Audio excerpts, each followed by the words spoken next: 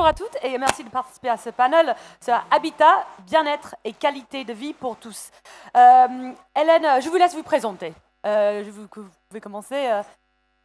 Je suis Hélène Romano, je suis vice-présidente de Nexity Immobilier Résidentiel. Donc, Nexity est le premier promoteur national.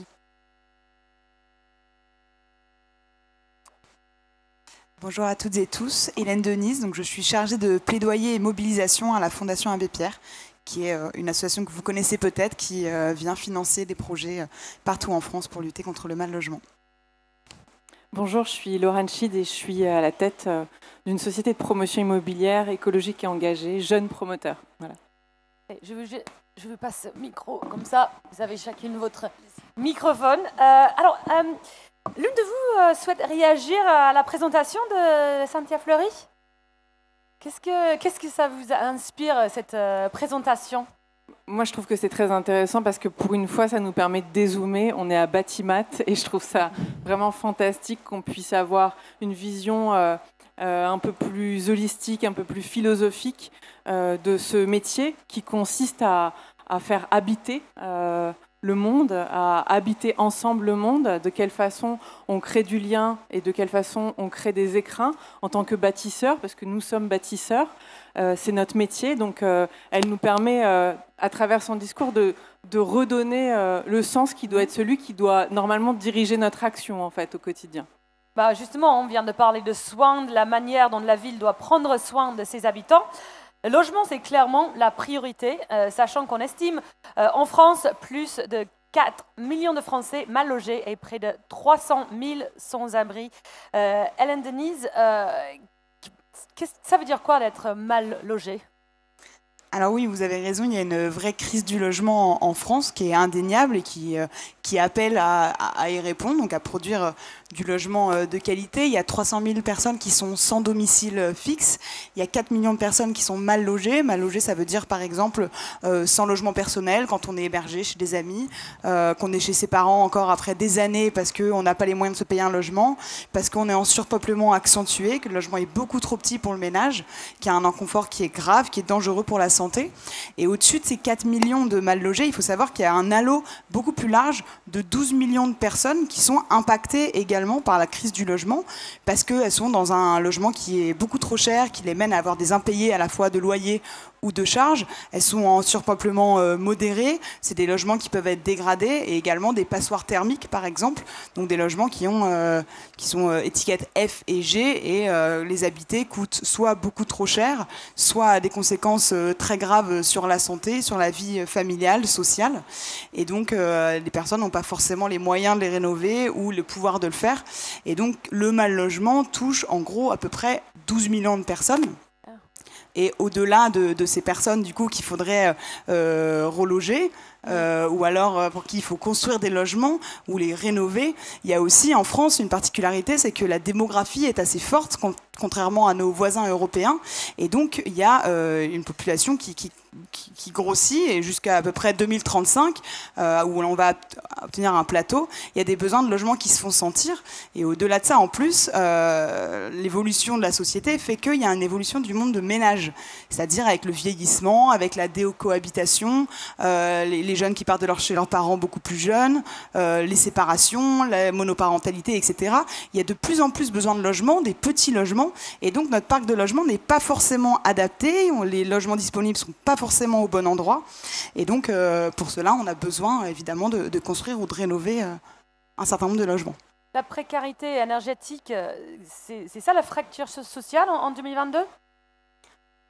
Alors on va dire que c'est vraiment le sujet fin du monde, fin du mois qui met vraiment tout le monde d'accord. Il faut lutter contre la précarité énergétique. Il y a, comme je disais, à peu près 12 millions de personnes qui sont concernées.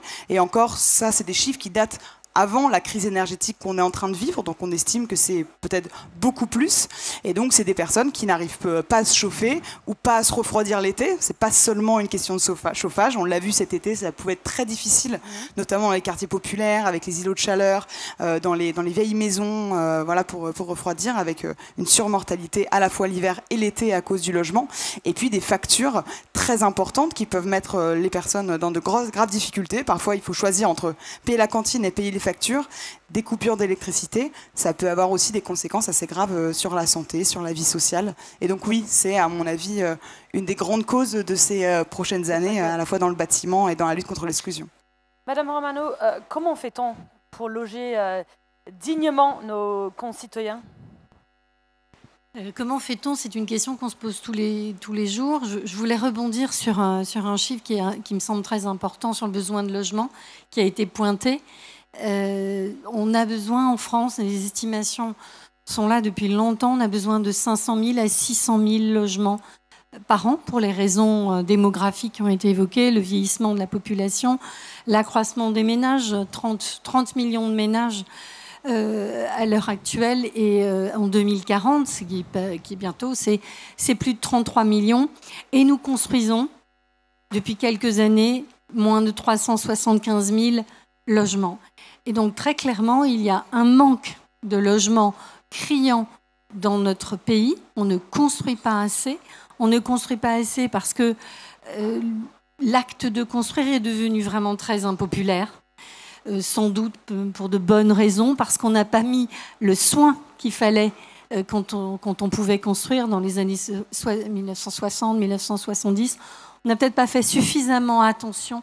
On n'a pas pris le temps de faire un peu de philosophie ou un peu de regarder les gens comme ils vivent et quels étaient leurs besoins. Ce qui fait qu'aujourd'hui, clairement, il y a une pénurie de logements. Il y a plus de 4 millions de personnes vraiment très mal logées. Donc, qu'est-ce que nous, on peut faire ? Premier promoteur national, on fait 20 000 logements par an. Eh bien, d'abord, c'est d'essayer de prendre chaque argument contraire à la construction et essayer de les démonter. C'est ce que nous tentons de faire. Un promoteur, surtout quand il est privé, c'est pas supposé s'intéresser, il n'a pas de notion d'intérêt général. Eh bien, j'ai démontré que cette image-là, elle est très, très, très ancienne, et qu'il soit petit ou moyen ou gros, les promoteurs ont le souci aujourd'hui de s'intéresser aux besoins des personnes. Donc, par exemple, Nexity s'est engagé depuis longtemps à faire des pensions de famille. Donc, qu'est-ce que c'est qu'une pension de famille ? Ce sont des logements qui sont des logements sociaux, qui sont donnés à des associations pour que ces dernières les gèrent et permettent à des gens qui sont dans la rue de sortir de la rue. On en fait près de 1000 par an. Ce sont des logements sur lesquels Nexity ne fait pas de profit. Voilà un exemple de notre action. Deuxième exemple de l'action que l'on fait, c'est la vie ensemble. On a inscrit cette notion de vie ensemble comme une raison d'être qui est portée par les 8000 salariés que nous sommes. Et ça veut dire de la mixité. Ça veut dire qu'on construit pour toutes les personnes, qu'elles soient fortunées ou pas fortunées. Et on milite à chaque fois qu'on a une difficulté pour construire, d'obtenir un permis de construire. On rappelle à l'élu, au maire, puisque c'est lui qui délivre le permis de construire le plus souvent, qu'il y a 25% de ces logements qui sont dévolus au logement social et que l'on crée donc des petites bombes sociales, des bombes à retardement à chaque fois qu'on empêche de construire.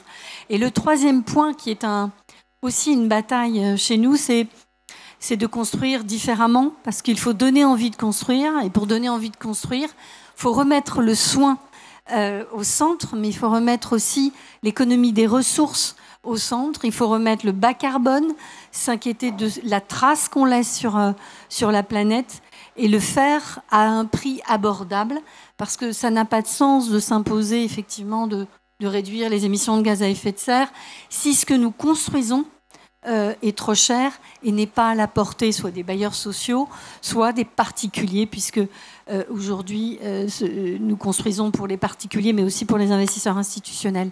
Donc voilà ce que nous pouvons faire très concrètement. Merci d'avoir souligné les actions de Nexity. la manière dont on est logé influe en effet sur toute notre vie. Le mal logement crée des inégalités sociales, amplifie les inégalités économiques. Madame Schneider, comment on réconcilie la nécessité de construire plus et mieux tout en réduisant l'empreinte carbone des bâtiments et à des coûts qui restent identiques?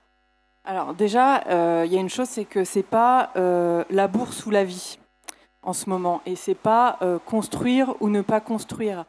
Il y a effectivement un besoin de logement. Le versant de ça, c'est qu'on a aussi 3 millions de logements vacants en France. Donc il faut aller aussi, alors dans les logements vacants, il n'y a pas que du logement disponible, mais néanmoins, il faut aussi aller chercher ce qui est à réhabiliter, et ça doit être notre priorité. Donc j'ai envie de dire que l'avenir n'est pas aux opérations sur des terrains nus où on va construire comme on l'a fait, en artificialisant le sol, comme c'était le cas dans les grandes années, depuis les années 80, où on a industrialisé, entre guillemets, l'habitat. Hein. Voilà, donc ça veut dire qu'il va falloir repenser tout ça, et que je pense qu'on va quand même pouvoir trouver les solutions si on est capable de climatiser des stades ouverts pour accueillir des Jeux Olympiques ou des Coupes du Monde.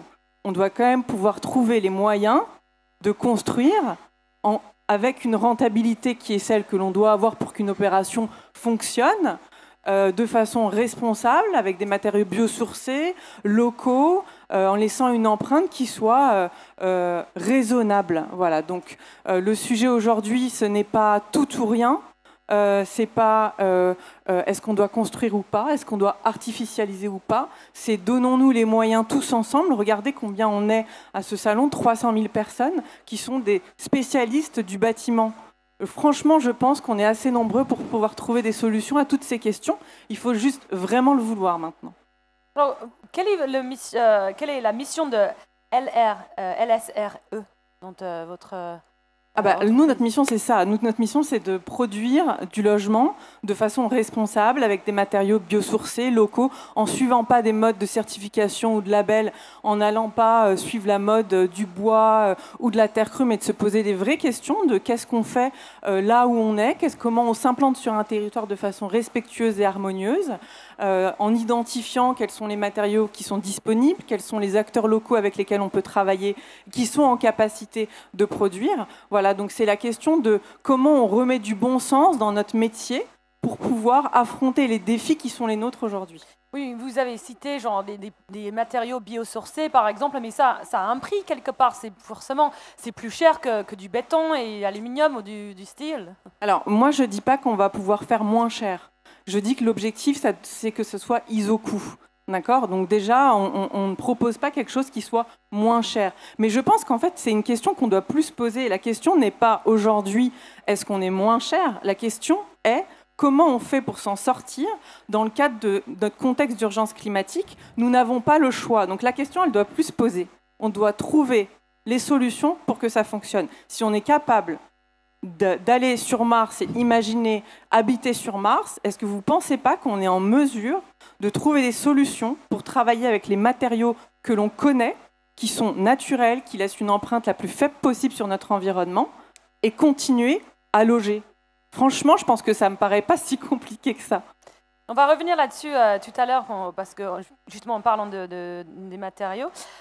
Mais Hélène, comment jugez-vous les contraintes imposées aux propriétaires de passoires thermiques ?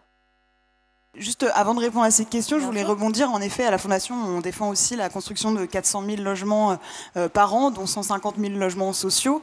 Et ces logements, il faut les construire, notamment parce qu'effectivement, il y a du logement vacant qu'il y a à rénover et à mobiliser. Le problème de ces logements vacants, c'est qu'il y a environ seulement 10% de ces logements qui pourraient être vraiment mobilisables tout de suite pour en faire du logement. Ça correspond à une année en fait, de production de logement. Donc on voit bien que ce n'est pas la seule solution, donc il faut continuer à construire.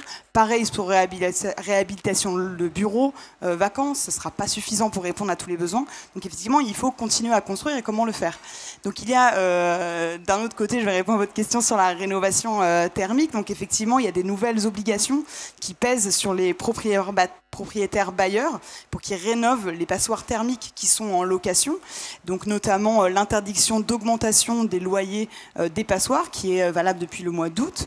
Et puis progressivement bientôt une interdiction de location de ces passoires thermiques. Donc de façon progressive, en 2023 ce sera vraiment les pires, c'est quasiment du logement indigne.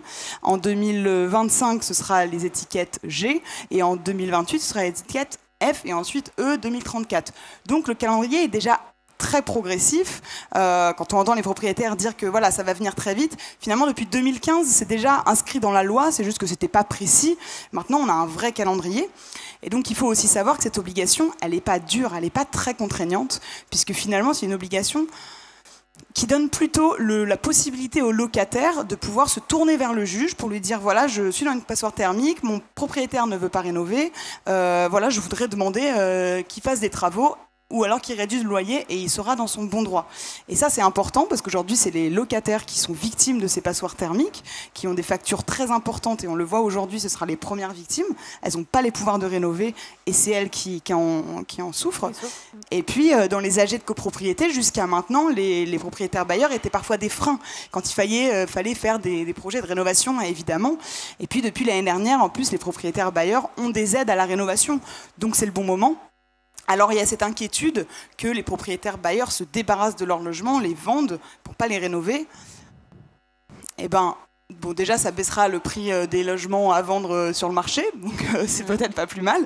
Et puis de toute façon, voilà, c'est assez progressif. Et en tout cas, ce qu'il faut faire surtout, c'est accompagner les bailleurs, c'est accompagner les locataires, c'est voilà, mettre des processus pour rendre cette obligation, cette interdiction progressivement valable. Mais ça prendra un petit peu de temps et je pense que tous ensemble, on peut quand même s'y mettre. Comment la Fondation Abbé Pierre analyse la trajectoire de décarbonation de la France ? Alors la Fondation Abbé Pierre est très écolo contre toute attente. Nous, on ne veut vraiment pas opposer crise du logement et lutte contre le dérèglement climatique. Au contraire, on pense que les deux peuvent vraiment se nourrir. La lutte contre le dérèglement climatique, on le voit avec l'interdiction des passoires, peut être un outil de lutte contre le mal logement. Surtout, il ne faudrait pas que les outils en fait, viennent à l'opposition. Par exemple, sur l'objectif ZAN, donc zéro artificialisation nette, il ne faudrait pas que ça devienne un prétexte pour arrêter de construire du logement social, alors qu'on sait bien qu'il y a 2 millions de personnes qui sont en demande de logement social, que certaines collectivités n'atteignent pas leurs objectifs. Donc il faut vraiment que ça devienne un outil. Et donc l'enjeu, c'est de répondre intelligemment à la pénurie de logements dans les zones tendues, tout en projetant, voilà, il va y avoir une baisse de toute façon des demandes à peu près dans une dizaine d'années quand la démographie se calmera un peu. Et donc pour ça, il faut à la fois identifier le foncier qui reste à artificialiser. C'est à peu près un département d'ici à 2050, donc il y a encore de quoi faire. Il faut le flécher vers nos besoins les plus essentiels. Il faut qu'on décide ensemble quels sont les besoins les plus essentiels, quelles sont les personnes qui en ont le plus besoin, et notamment le logement collectif qui artificialise moins, qui est plus facile à chauffer, qui est plus écolo, vers le logement social, vers les services publics, vers le transport, pour qu'on arrive aussi à accepter finalement une densité qui serait non pas seulement acceptable, mais une densité qui serait désirable, puisque aujourd'hui les projets de densification souvent font face à une faible acceptabilité des riverains, et on comprend pourquoi, parce que quand les projets sont pas co-construits avec les habitants, les riverains, ça aurait pu être un parc et finalement ils veulent construire un immeuble de logement, on ne sait pas forcément qu'il en manque dans la collectivité, donc il y a vraiment un enjeu à en discuter, et puis à la rendre plus désirable, c'est-à-dire que voilà, on peut imaginer une densité aussi qui soit douce, densifier, on ne parle pas de haussmanniser toute la France, on parle de densifier nos zones pavillonnaires qui sont le fruit de l'étalement urbain, de faire de la surélévation douce, il y a des projets super intéressants où la surélévation et la vente des logements surélevés permettent de payer l'isolation thermique de toute la copropriété, donc ça c'est des projets qui peuvent vraiment embarquer les habitants, et puis construire des logements qui soient mieux isolés phoniquement, mieux isolés thermiquement, avec un balcon, des espaces extérieurs, végétaliser la ville, lutter contre les îlots de chaleur urbains, développer les transports. Donc voilà, il y a du travail, mais il y a quand même des choses à faire. Et puis, il faut Je pense qu'il faut faire attention. Il y a évidemment un travail d'aménagement du territoire à long terme qui est absolument indispensable, mais il ne faut pas que ça devienne un outil de lutte contre le mal logement. Il ne faut pas qu'on se serve de prétexte de ne pas construire là où on en a besoin et construire là où on aimerait que les gens soient. Il y a une demande aujourd'hui qui existe et il faut y répondre parce qu'il y a vraiment urgence. Je vous laisse réagir, Madame Romano. Est-ce que c'est réalisable ce qu'elle vient Hélène vient de citer? Ça appelle bien sûr beaucoup de réactions. D'abord peut-être quelques mots sur le logement ancien. La rénovation énergétique, c'est vraiment quelque chose de compliqué pour les copropriétés en France. Le droit de la copropriété quand même assez rigide et très clairement quand on est propriétaire d'un logement avec une mauvaise note, c'est très embêtant parce qu'on ne peut plus le louer et les montants des travaux peuvent paraître finalement assez dérisoires, 10 000, 15 000 euros, mais 10 000, 15 000 euros quand on est retraité, quand on gagne 1 800 euros de retraite et qu'on a investi dans un logement quand on était plus jeune et que ce logement vous rapporte 500 ou 600 logements, ça devient très compliqué. Et je dirais que dans cette logique, le promoteur que nous sommes, on sait, grâce à l'activité de syndic de copropriété, on a pris ces sujets-là en main, puisqu'on est à la fois syndic et à la fois gestionnaire d'immeubles pour le compte de propriétaires particuliers. On les accompagne aujourd'hui, et j'en suis vraiment très fière, dans la rénovation énergétique, parce que je reviens à la personne qui n'est pas spécialiste, qui va pas venir à Batimat voir toutes les entreprises qui exposent, mais qui doit choisir parmi des artisans qui proposent certains 7 000, 5 000, 10 000, 20 000 euros de travaux pour un même appartement. Eh bien, nous avons pris l'engagement de faire ces travaux et de garantir la note à la sortie pour qu'ils puissent les réutiliser, qu'ils puissent effectivement louer. Et c'est vraiment une difficulté. Je vous mets tous au défi de pouvoir vous y retrouver dans des factures de rénovation énergétique. Idem sur les questions de surélévation, c'est clé, c'est vraiment quelque chose qui peut nous aider à financer la rénovation énergétique des copropriétés. On le fait, là aussi. Il y a des financements. Les financements sont complexes, il faut aller les chercher dans différents organismes. Donc aujourd'hui, on intervient auprès de copropriétés pour les aider à trouver ces financements, pour les aider à envisager de projets de rénovation pour les financer. C'est très vertueux. Le seul inconvénient, c'est comme nous ne construisons pas assez, tout ce que ça va faire comme premier élément, c'est que tous ces logements qui ne peuvent plus être loués ou pour lesquels les propriétaires décident de les fermer parce que finalement ils ne peuvent plus réactualiser le loyer, eh bien simplement ça crée une tension extrêmement forte sur le marché locatif.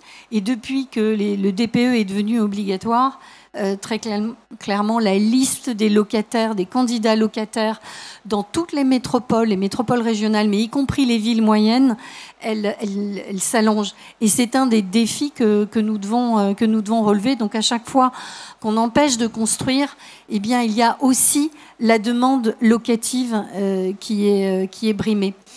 Et ensuite, je dirais que chez Nexity, depuis quelque temps déjà, on s'est mis en tête de ne plus se dire finalement logement neuf ou logement réhabilité. Pour nous, un logement réhabilité, c'est comme un logement neuf.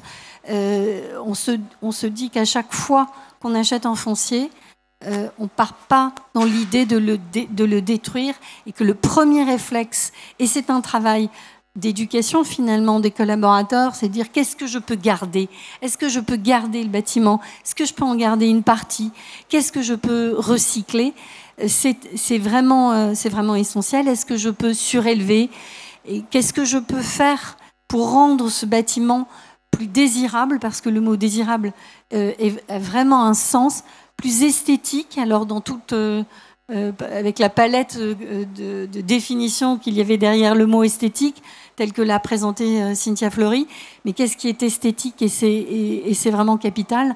Et je pense qu'un de nos enjeux, c'est d'arriver à montrer qu'on peut construire et qu'on peut densifier, qu'on peut transformer des bureaux en logements, transformer des bâtiments qui sont obsolètes, qu'on peut les transformer, les rendre désirables. Et je pense que ça passe aussi par l'apprentissage quotidien et la pédagogie quotidienne de montrer que la construction, la transformation, ça répond à un besoin qui est capital, parce qu'on habite son logement, mais maintenant on ne fait pas que l'habiter. Là aussi, Cynthia Fleury le soulignait, on l'habite, on y travaille, on y passe l'essentiel de notre temps. Et donc, par conséquent, il doit répondre à nos besoins. Et oui, notre enjeu, c'est de rendre cette densité désirable sur l'ensemble du territoire. Ça, c'est un véritable enjeu. Alors, depuis la rentrée, on parle beaucoup de désirabilité. C'est un mot que j'entends tous les jours. C'est vrai qu'il est intéressant, ce terme. On l'hérite un peu de la société de consommation dans laquelle on est encore les deux pieds. Je pense que notre rôle aussi en tant que bâtisseur, c'est de rendre cette transition écologique désirable. Comment on arrive à faire en sorte que ce soit tout un tas d'opportunités pour le secteur du bâtiment et que ce ne soit pas uniquement vu comme des contraintes à tordre toute la journée, des réglementations à court-circuiter. Je pense qu'on a un immense terrain de jeu pour que cette période soit aussi une période de transition qui soit pleine d'opportunités pour tout le monde. Et je pense que c'est dans cet état d'esprit qu'il faut le faire. Ok. Et pour vous, à quoi va ressembler le logement de demain dans ce cas-là ? Alors, je pense que le logement de demain, c'est un logement qui soit un logement où les gens puissent s'épanouir et aient les moyens de s'épanouir. Ça, on a bien vu que c'était très nouveau. Depuis la crise du Covid, on a commencé à parler de bien-être dans le logement. Est-ce que les gens ils sont heureux ? C'est des questions qu'on ne se posait pas en tant que bâtisseur auparavant. On parlait beaucoup d'enjeux thermiques, d'enjeux de fiscalité, d'enjeux de vacances, C'était nos grandes problématiques, mais on se disait très peu, est-ce que les gens sont heureux dans les lieux que l'on crée ? Donc je pense qu'on a cet enjeu-là de réussir à mettre en œuvre toutes les solutions pour que les gens puissent eux-mêmes s'épanouir. Voilà, donc on connaît maintenant un peu, il y a beaucoup d'études qui sont sorties sur le sujet, de l'ADEME, de la PUR, on sait très bien ce qui a été reproché aux logements dans lesquels les gens vivaient pendant le confinement. Donc Cynthia Fleury a parlé de l'horizon, la recherche de lumière, du luxe du silence. Voilà, on sait très bien à quel point vivre dans un environnement qui est végétalisé est propice à l'épanouissement. Donc une fois qu'on a ces conditions-là en tête, je pense qu'on est à même de concevoir des logements qui soient plus agréables. Madame Romano, l'immeuble essentiel à Lyon, sans chauffage ni climatisation, inspiré du célèbre immeuble 22-26, ce serait une solution pour toutes les nouvelles formes de logement ? Clairement, dès qu'on peut réduire, et on le voit aujourd'hui, la consommation d'énergie, et pour éviter d'utiliser les énergies fossiles, on ne peut que l'accueillir pour l'ensemble de la profession avec beaucoup d'intérêt et je dirais beaucoup d'impatience. Le premier immeuble essentiel, donc, dont la température est, on l'appelle 22-26 parce que c'est maximum 26 degrés en été et minimum 22 degrés en hiver. Il existe, il a été fabriqué en Suisse, il a été fabriqué en Autriche par des architectes Baumschlager et Berlet. Donc si on a pu le construire en Autriche et en Suisse, on doit pouvoir le construire ici. Et alors, on a aujourd'hui déposé un permis de construire dans la ZAC Confluence à Lyon, où on va lancer cet immeuble en résidentiel, avec toutes les difficultés du monde, parce que la réglementation est assez contraignante et qu'elle est finalement pas adaptée à cette volonté de réduction de l'énergie. Et je voudrais rebondir sur... là, j'ai l'air de me plaindre de la réglementation, mais quand la RE 2020 est apparue, je me suis dit, nous sommes en France un pays de normes, casse-pieds, mais s'il y en a bien une qu'on a accueillie avec vraiment beaucoup de plaisir, eh bien c'était la RE 2020. Pourquoi ? La RE 2020, elle est venue donner un rail à ce que nous devons finalement mesurer, le poids carbone en matière de construction, le poids carbone en matière d'énergie. Et très clairement, c'est beaucoup plus complexe que cela. Les promoteurs ne sont pas des techniciens. Ils n'ont pas à l'être. Donc, cette réglementation, pour nous, c'est vraiment un rail. Et je pense qu'elle aide toute la profession. Elle a une part de progressivité. Et personne ne nous empêche, quand on se sent à l'aise avec ça, d'anticiper les seuils qui sont réglementaires. Chez Nexity, on a anticipé la réglementation applicable depuis le 1er janvier 2022. On l'a appliquée à partir de septembre 2020. Et sur l'essentiel, une bonne partie de notre production, on est déjà sur les seuils 2025 et 2028. Sur les labels, je partage vraiment votre avis, mais c'est aussi une aide. C'est-à-dire que c'est vrai qu'un label, ça vient, on se dit, mais est-ce qu'on a vraiment besoin de labelliser ? Je crois que là aussi, quand on a une production qui est une production importante, et finalement, quand on construit 375 000 logements en France, ce n'est pas assez, mais c'est malgré tout suffisant pour finalement considérer qu'on a besoin de construire d'une certaine façon. Donc, moi, je les accueille, les labels. On essaie de les choisir les plus possibles et on s'en sert comme un outil, finalement, pour progresser et pour mettre tous les collaborateurs en route. Si on n'avait pas fait ça, je pense qu'on n'aurait pas pu, en mai 2022, à notre Assemblée générale d'actionnaires, prendre l'engagement de réduire de 42% nos émissions de gaz à effet de serre. Pour embarquer les ingénieurs, les conducteurs de travaux, les responsables de programme, les directeurs de programme, eh bien, il faut leur donner un sens, il faut donner un cap. Et ce cap-là, on le tient parce qu'on s'impose la RE 2020, d'anticiper ces seuils prochains et d'être plus ambitieux de 10%. Donc nous, on est vraiment très, très favorable. Hélène, qu'est-ce qui définit un logement de qualité pour vous ? Alors déjà, un logement qui soit adapté, qui s'adapte bien au changement de vie, par exemple au vieillissement, on sait que c'est un vrai enjeu, qui soit abordable. Et donc, il faut travailler sur le montant des loyers, du prêt à l'achat, etc., qui ne soit pas également abordable dans le sens où ça ne coûte pas trop cher aux personnes d'y vivre, par exemple par rapport au fluide. Donc là, on revient aux questions de performance thermique. Quand on voit la crise énergétique qu'on vit aujourd'hui et qui va sans doute durer, on ne peut plus être à la merci des prix du gaz, des prix d'électricité, des prix des carburants. Quand on voit l'étalement urbain, aujourd'hui, toutes les personnes qui sont dépendantes de leur voiture pour aller travailler, puisqu'elles vivent dans des logements dans des zones qui sont étalées, dépendantes de la voiture, où la mobilité douce est très difficile à mettre en place et qui force finalement l'État à aller financer du carburant pour aider les ménages. Et c'est normal, mais on en vient quand même en 2022 à financer de l'énergie fossile. Et donc la performance énergétique est très importante et je pense que c'est un enjeu majeur, notamment la rénovation. Et aujourd'hui, alors on peut dire que ça va dans le bon sens, parce qu'il y a quand même eu beaucoup de politiques de lois qui ont été votées récemment qui vont dans le bon sens, mais on reste quand même sur du petit geste. C'est-à-dire sur du changement de chaudière, sur changement de fenêtre, etc., qui n'ont pas vraiment d'effet important à la fois sur la performance thermique du logement et sur la facture des ménages. Et donc, les dispositifs publics, on voit bien qu'ils ne sont pas encore assez adaptés, pas assez calibrés pour permettre des travaux de rénovation globale, performantes, qui soient bons à la fois pour les ménages et pour le climat. Et ça, c'est aussi parce que pour les ménages les plus modestes, quand ils vont faire une rénovation de leur maison, par exemple, en moyenne, pour arriver à une bonne performance, passer d'une passoire à B par exemple, eh ben, c'est minimum 40 000 €. Et quand on est sur un logement qui est quasiment indigne, dégradé, il ne suffit pas de changer la chaudière, il faut aussi s'occuper du toit, parfois s'occuper des fondations. Et là, parfois, on arrive à 100 000 €. Et il y a des dispositifs publics, mais en moyenne, c'est 40% de reste à charge pour les ménages.